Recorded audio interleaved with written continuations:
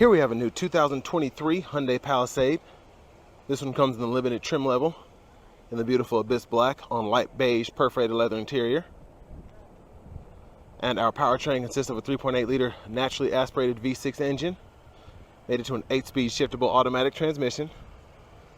And coming around to the front end here, just a little bit of an update from the previous Palisade. Love that front end. It has kind of a Darth Vader look to me. We get our LED headlamps there, LED signature lamps as well. It's a really nice look there. And then we get this kind of carbonized black mirror finish here. Really nice. Reminds me of the Tucsons and the Santa Cruzes. And coming around to these wheels here, these are going to be 20-inch aluminum wheels. Really nice design there in true Hyundai fashion. We have passive keyless entry on the front two doors. Memory seat controls there. We have one-touch up and down windows for the driver's side and the front passenger. And then just regular power windows for the back. And we have our child lock, rear window lock there. Power door lock controls and then power mirror controls here. Love this here. Easy to grab when you're closing the door. And then nice sized cup can fit in the middle of this pocket here. And then this one has an upgraded Harman Kardon Sound System. We can control our brightness for the gauge cluster there, traction control there. We can open our power lift gate there. And then we have an electronic parking brake, pull up to engage, hit the brake, press down to disengage. And then here we have our power driver's seat with power lumbar support. And then we also have power thigh support as well. But let's take a look at the back seat room. Love that we have the blinds here. Of course, we can just pull that up, hook them there. Two cup holders here, third one down there, the top end here. So pretty impressive leg room. I'm 6'3", and I have the seat in front of me adjusted for someone of my size. And then I still have about an inch or so between my kneecaps and the back of the seat here. And it also helps having it kind of curve where your legs would go. That was really smart. Seat back pockets. And then what's really cool is USB-C on either side.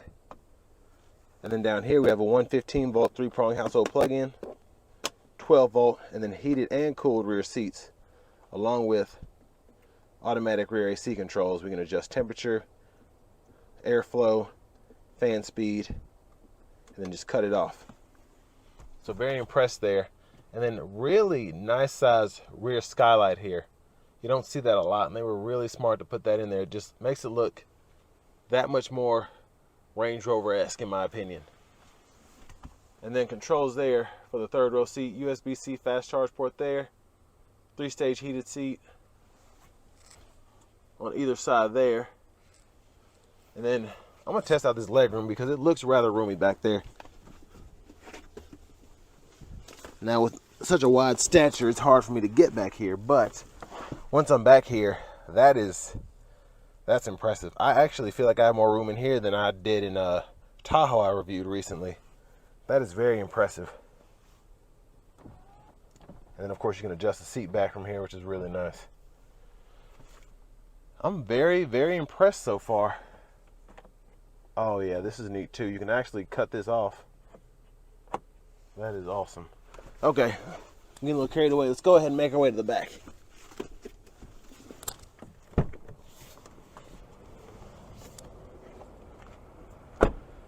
Fuel filler here. There's the cap. Making our way to the back end here. We do have our LED tail lamps. They don't flash like that. That's just how my camera's picking them up. And then our dual tip exhaust down there.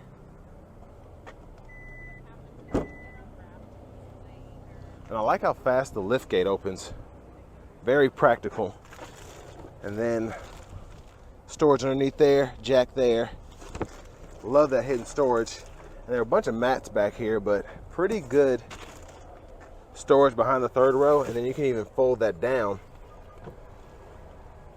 And that'll fold flat. And it even folds flat with the seat in front of it that far back. You all saw my legroom. Just really impressed with the space in here. Very impressed.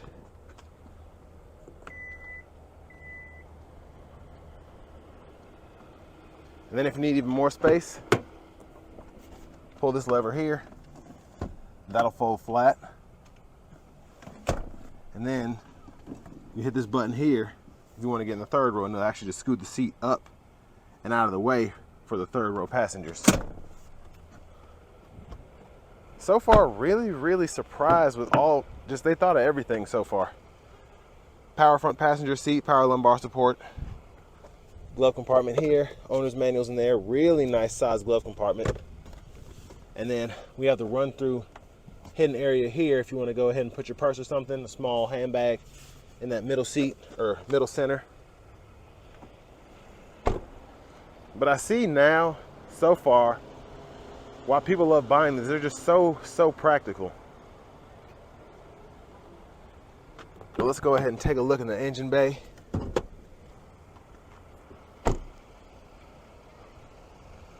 Just love the looks of this. And it's mostly covered up, but there's that 3.8 liter naturally aspirated V6. Hopefully it'll be more than enough power. We'll find out soon enough. And then let's just take a quick look at this window sticker here. So tons of standard features on the Limited. You get the heads-up display, heated steering wheel, the Harman Kardon Sound, the nav, and all this has the cargo package. And for $48,830 so far, you get a lot for the money. Let's hop in the driver's seat.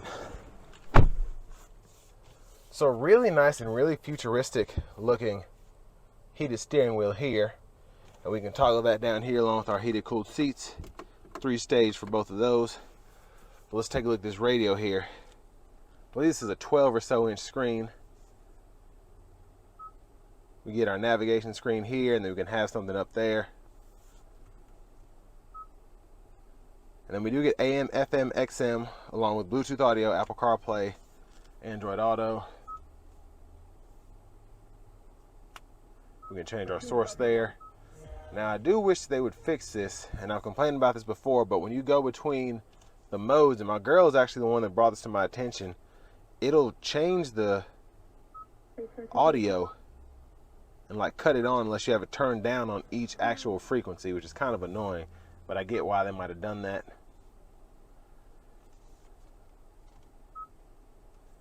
You have to be a little forceful with the touchscreen, which is fine. You can adjust the rear AC here.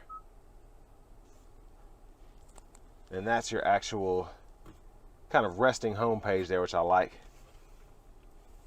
And down here we have buttons, which is really nice. A lot of people like having these instead of using the touchscreen. I can hit map, nav, radio, media, and go to that immediately instead of having to walk through that there. And then from the setup screen, you have all your settings here. So your vehicle settings, adjust your heads-up display, your gauge cluster, all of that. But dual zone climate controls, we can adjust the rear here. When we hit that button, then we can turn it off and just adjust the front. You can sync that. 3-stage auto mode, which is nice. Always love having that. Then we have our automatic brake hold drive modes here. We have 4 of those: Sport, Comfort, Eco, and Smart. We can toggle our auto stop, parking sensors, turn the camera on real quick. So that's the backup camera there. And then we do have a front camera here as well. And there's our bird's eye view on the right side. I like that they did not skimp on the front camera. We have reverse, really nice high definition guidelines there that turns, you turn the steering wheel. Press P for park, press R for neutral, or R for reverse, N for neutral, D for drive. Pretty self-explanatory. Automatic brake hold there. This is really smart. I like this. So if you want to just fit a bigger cup holder, you just slide that in there, and then it can stretch out a little bit, or you can push and actually make sure that nothing moves around. And then a really big wireless charging pad there, and then a USB port right in there. And if you don't want to see that, you can just stow it and then push to open it back up. Before you get to the center console cubby, I want you all to look at this. So I love that this is one touch to close that sunshade, and then same with opening it, because the Traverses and Enclaves, they just now added that to theirs, which is in this vehicle segment, and you have to hold the button down. It gets so annoying. So kudos to Hyundai for that. Of course, you get a one-touch sliding and tilting sunroof, open and shut, and that's the slide, and then you just push up on the button here to tilt that, and then close it the same way. There's our garage door transmitter there. Just love this interior. Just a really great look. And then our center console cubby space, removable tray there, the USB port down there, a USB-C port down there actually, and then a 12 volt as well. Love how they went with the USB-Cs, but you still have a standard USB if you need that. Voice recognition controls here. You hit this mode button. This will toggle you between AM, FM, or whatever you have set up, Bluetooth. Then you hit the star here, and this will pull up your favorites. And you have to set that up in the menu as well. Bluetooth control is here. Volume control, click that for mute. And you can go through your radio station presets here when that's set up. Now over here to the right side, we do have our smart cruise controls, lane centering, gap adjust for the smart cruise, and then we can adjust that as need be, set or resume set there. And then this and this little scroll bars for the gauge cluster. So depending on what menu you're in, you can scroll through your options. And pretty much nothing is set up in here yet with it being a brand new car. But paddle shifters just nicely integrated into the steering wheel. Heads up display there, which like I said, you can go ahead and set up or customize in the screen. All digital gauge cluster, really nice. Push button start there. Headlamp controls, high beams, flash high beams there. You have your auto, of course. And then when you're in auto mode, your high beams, you can toggle the auto mode for that too, and it'll pull up there, which is really smart instead of having an actual extra button. And then auto, low, high for the windshield wipers, and then low and high for the rear wiper. Pull back for rear fluid, push up for front fluid. You can adjust your auto there. I mean, they just did not miss anything on this vehicle. And there's your key fob with remote start. But next, let's go ahead and take this 2023 Hyundai Palisade Limited out on the road for a quick test drive. So to start off the test drive, we do get the 3.8 liter V6 along with the 8-speed, which is the standard powertrain for the Palisade along with the Telluride.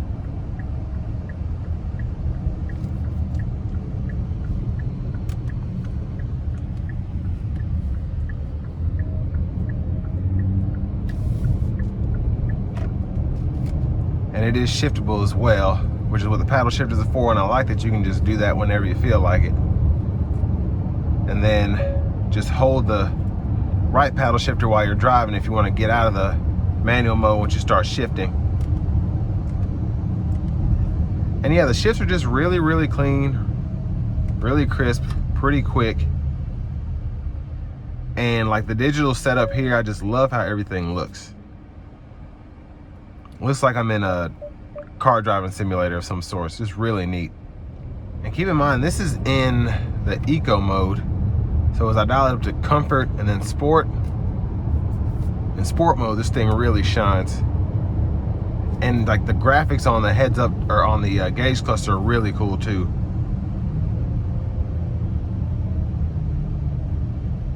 And although it's not a necessarily sporty vehicle, you do get a nice sound from the engine bay and the exhaust. Now, 99% of the time, you probably won't use these paddle shifters, but if you just feel like using them just for the heck of it, it's cool to have. I'm just gonna put it back into auto mode for the rest of the test drive.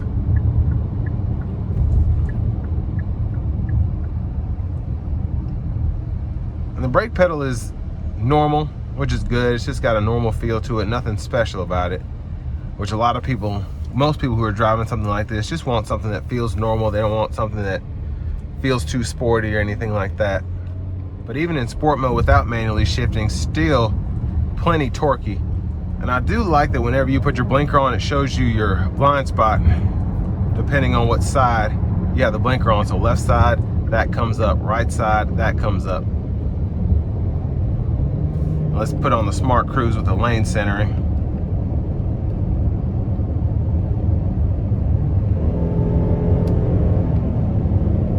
And it does get up. And I like when it sees a sign, it tells you. So it told me to yield when it saw the yield sign. The stop sign, when you come up to the stop sign, it shows you that there. But as you can see, pretty much semi-autonomous driving. Of course, keep your hands on the wheel and all that, but I just want to show you how well it does.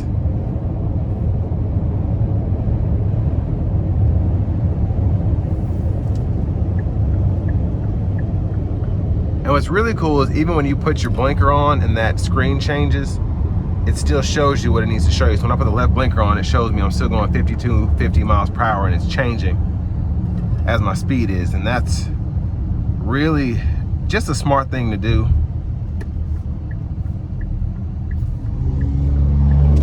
And I've driven these before. I'm not sure I've driven the limited trim, especially since they gave it that slight refresh. But I am just ultimately impressed by this Palisade. It's just everything about it, from just how it drives to all the interior features, having that power sunshade for the rear skylight, just all this stuff makes sense. And for under 50 grand, that's just crazy.